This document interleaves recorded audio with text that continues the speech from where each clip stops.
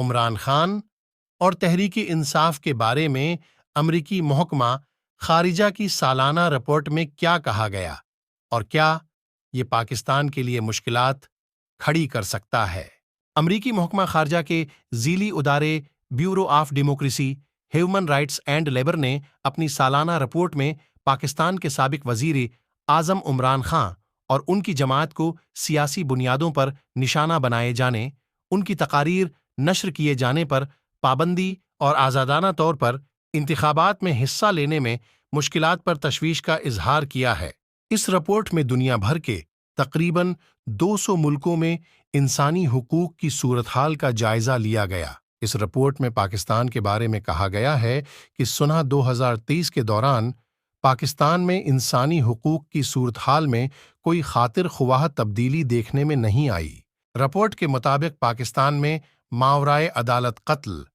جبری گمشدگیوں، تشدد، حکومت اور اس کے نمائندوں کی جانب سے لوگوں کے ساتھ غیر انسانی اور ذلت آمیز سلوک، آزادی اظہار اور میڈیا کی آزادی پر سنگین پابندیاں، صحافیوں کی بلا جواز گرفتاریاں اور گمشدگیاں، سینسرشپ،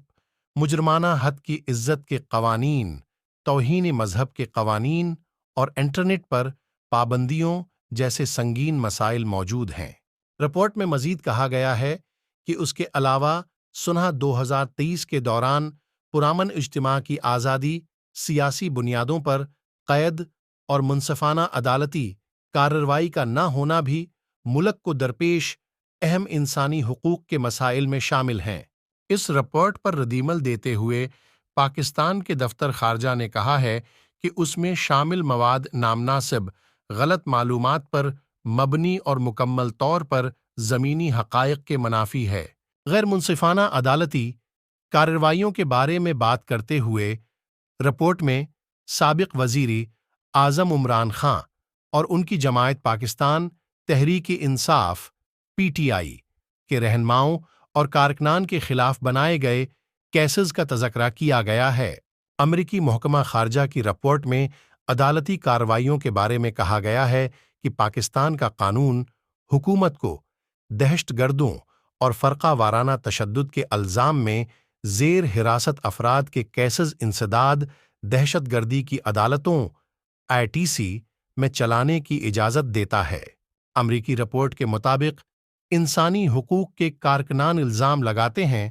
کہ اکثر حکام ہائی پروفائل کیسز کو تیزی سے نمٹانے کی غرض سے انسدادی دہشت گردی کی عدالتوں میں چلانے کی کوشش کرتے ہیں۔ اس بات سے قطع نظر کہ آیا ان مقدمات کا دہشت گردی سے کوئی تعلق ہے بھی یا نہیں۔ رپورٹ کے مطابق جولائی 2023 میں انسدادی دہشت گردی کی ایک عدالت کی جانب سے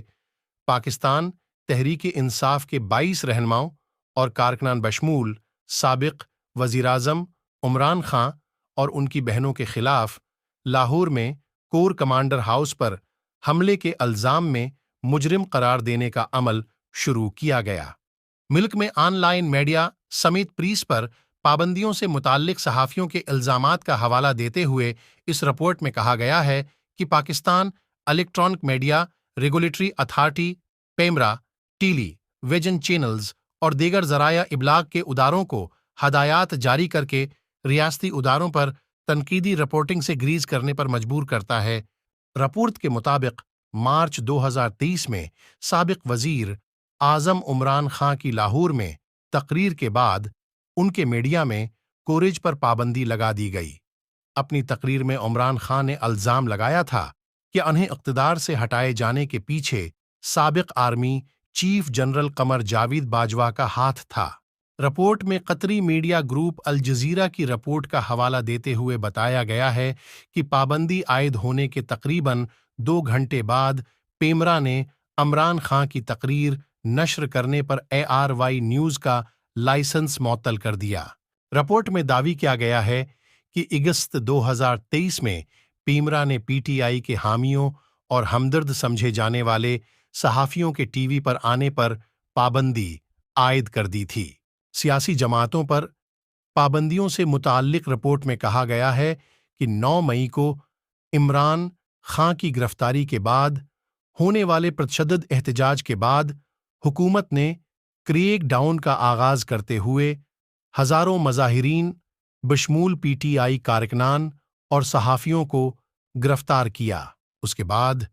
متعدد پی ٹی آئی رہنما پابند سلاسل رہے، جبکہ حکومت اور فوج کی جانب سے اعلان کیا گیا کہ 9 مئی کے واقعات میں ملوث افراد کے خلاف فوجی عدالتوں میں مقدمات چلائے جائیں گے۔ رپورٹ کے مطابق کئی پی ٹی آئی رہنماؤں کو عدالتوں سے ضمانت ملنے کے باوجود بارہا گرفتار کیا گیا اور عمران خان کی جماعت کو متعدد مواقع پر جلسوں کی بھی اجازت نہیں دی گئی۔